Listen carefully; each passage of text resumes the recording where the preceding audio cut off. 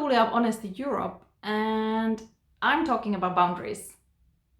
I'm talking about what is that what we truly want and don't want, and how to communicate about it, being clear with a yes and no, and not saying yes when it's truly a no, or the other way around. And I got a question. Some people say that they are really struggling to say no, or disappoint the other person, or change their mind. So, or need an excuse or a reason or rationale why it's a no rather than a yes. So I would say there is few things going on there. So most likely you are one of the people pleasers if saying no or changing your mind is hard for you. And it's not bad. We all want to please other people. It's just like noticing that trait in you, that pleasing other people is really important to you and sometimes might even go before you doing and saying what you truly want. And then owning that, yeah, I'm a person who tends to say yes without thinking much.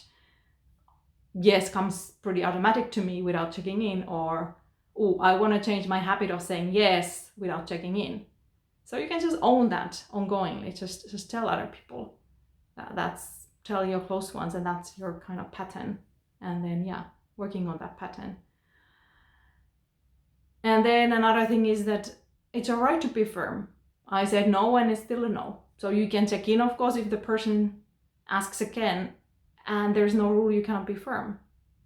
It's good that you take care of yourself, and they can take care of themselves by expressing they hurt or upset of your answer. And then it's good to be clear. So be clear. Not a maybe, or if you know it's not a maybe, it's a no, then it's a no. Or it's not a good time, meaning no, I don't want this. So just clear so that the other person really understands that it's not about the wrong timing. It's just like, yeah, you don't want that. And you might change your mind and there's no guarantee. And at the moment it's a no. It's a clear no. Or it's a clear yes. Or it's a clear, I want to check in. And then there was this point that, oh, but then I feel I'm selfish, I'm a bad person, I shouldn't be in that way. I really quite dislike the word selfish, the way it's been used sometimes, like when you're truly checking in what you want is selfish, and somehow you should go with what the other person wants, otherwise you're a bad person. I think we create a lot of misery for ourselves if we don't do what we truly want and go beyond our boundaries and push our boundaries because the other person wants something different. And I'm claiming that we're not doing a service to the other person, we're not doing a service to the relationship if we do things we don't truly want. So I don't think in the end it serves anybody to be unselfish in that way. I think it's actually kind of stupidity. Or, that's a bit harsh word. Yeah, I think it's not just very good for your self-love and self-care, or even for your relationships and your connection.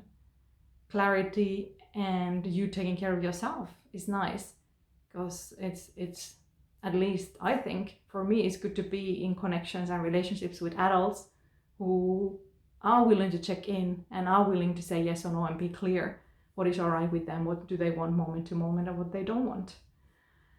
And also, sometimes you change. It's a process. Sometimes something that was no for a long time is a yes now. And there's nothing wrong with changing your mind. So just keep checking in. What is it right now that you want?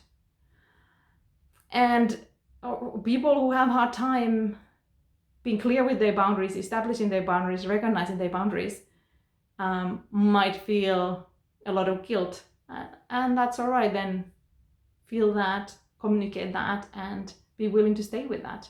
And maybe you have been guilt-tripped as a child or as a young person or young adult, that what you want is not all right, or when you say no, it's not all right, or what you want doesn't just matter that much. So then you need to do your work, your process around getting over that, and maybe being angry, expressing your anger to those people, like your parents who taught you in that way, who told you that is not so important, or showed you that is not so important what you want. And then there's like, yeah, when we are learning to set the boundaries, we might be a bit like strict, and the boundaries might be quite big And it might be difficult for people who are used to just you being a yes, yes, and everything goes. And then that's also a journey and a process you within yourself, and then in the relationship with the other. I notice I'm not doing myself any favor by saying yes without really checking in, or saying yes when I mean a no. And I want to change this. I think it's benefiting me. I think it's benefiting you. Are you willing to support me in this journey? Are you willing to be there with me? And they might get angry and upset, and then you can deal with that. People do get upset, and they get angry, and they get sad, and then they get over it. This is part of life. There's nothing bad or wrong of somebody getting upset. And when you're not like by purposely being nasty, but really taking care of yourself, that's something you have a right to do, in my opinion. And they have a right to take care of themselves and say a yes or no too. So it's a two-way street. You both can do what feels right to you. And you don't need to be an asshole about it. You can have compassion towards them if that is alive in you when they get upset or hurt or something else. All right, this is Tuulia of Honest Europe. Let me know your questions about boundaries. Ciao!